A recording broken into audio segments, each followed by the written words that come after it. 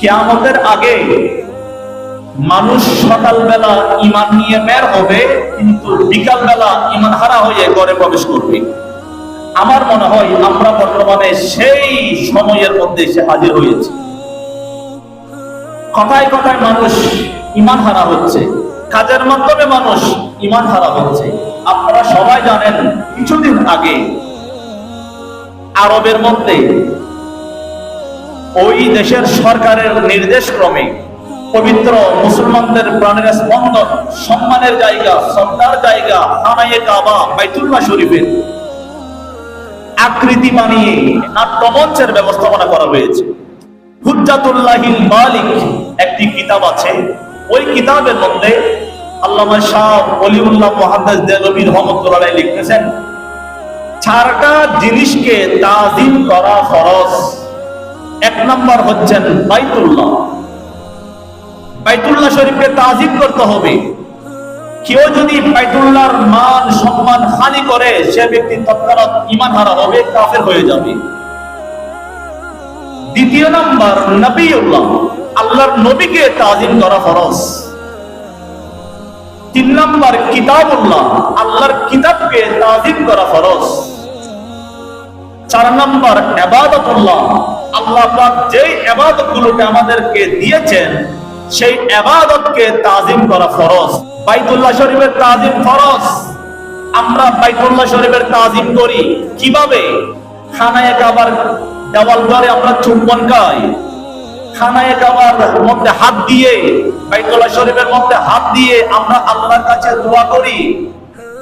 এগুলো হচ্ছে বাইতুল্লাহ শরীফের তাজিম।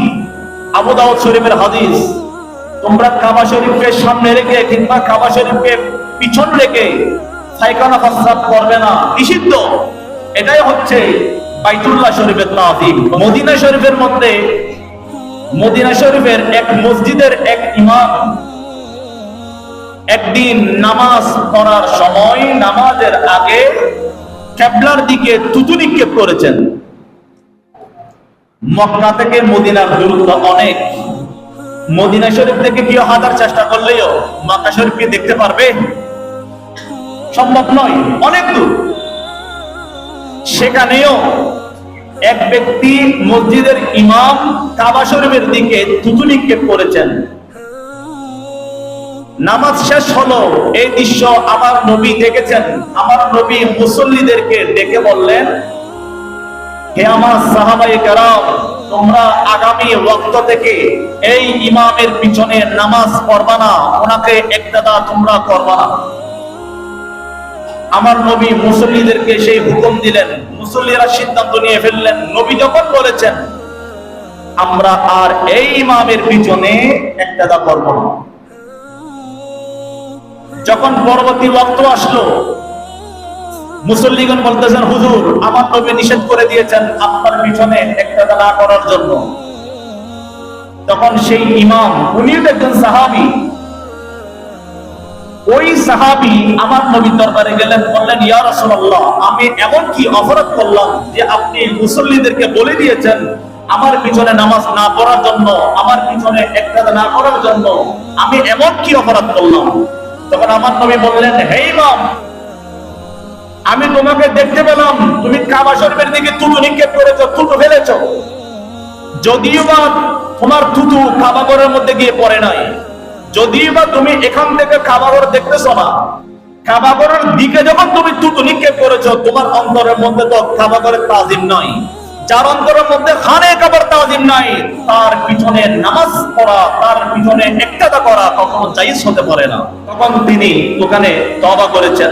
আমার প্রশ্ন হলো, কোন ব্যক্তি যদি ভুল করে, তোমরা সেই ব্যক্তিকে একাকী গিয়ে সে ভুলটা শুধরিয়ে দাও, মানুষ যেন না জানে। কারণ মানুষ জানলে ওনার মান সম্মান হানি হবে। গোপনে ওনার ভুলটা সংশোধন করে দাও। সেখানে আমার নবী চাইলে ইমাম সাহেবকে বলতে পারতেন, হে আমার সাহাবী, তুমি হয়তো ভুলক্রমে, কারণ সাহাবায়ে কেরাম এত বেশি আমার নবীকে অনুসরণ করতেন, আমরা তাদের দ্বারে কাছে যেতে পারবো না। হয়তো তিনি এটা জানতেন না, ওনার অজান্তে এই কাজটি হয়েছে। আমার নবী চাইলে ইমাম সাহেবকে বলে দিতে পারতেন যে আপনি যে কাজটি করেছেন ভবিষ্যতে এই কাজ করবেন না। আমার নবী জনসমুদ্রে মুসল্লিদেরকে কেন বলে দিয়েছেন? এখানে একটা হিকমত আছে। আমার নবী যদি শুধু ইমাম সাহেবকে বলতেন তাহলে এই মাসালা শুধু ইমাম জানতেন আর নবী জানতেন, আর কেউ জানতেন না। আমার নবী যখন মুসল্লিদেরকে জানিয়ে দিয়েছেন তখন পৃথিবীর মানুষ জানতে পারলো কোন ব্যক্তি যদি খানায়ে কাবার অসম্মান করে সে ব্যক্তির ঈমান নষ্ট হয়ে যাবে। পৃথিবীর মানুষকে জানিয়ে দেওয়ার জন্য আমার নবী সেই ইমামের সামান্য ত্রুটিটা গোপন না রেখে মুসল্লিদের সামনে ওপেন করে দিয়েছেন। সেই জায়গার মধ্যে যেখানে দূর দূরান্ত মদিনা শরীফ থেকে কাবাগরের দিকে থুতু নিক্ষেপ করার কারণে আমার নবী কঠোরভাবে নিষেধ করেছেন, সেখানে যারা খানায়ে কাবার আকৃতি বানিয়ে নাট্যমঞ্চ করেছেন, নাচানাচি করেছেন, গান বাজনা করেছেন, এই কাজ যারা করেছেন, যারা সমর্থন দিয়েছেন তাদেরও ঈমান নষ্ট হয়ে গিয়েছে।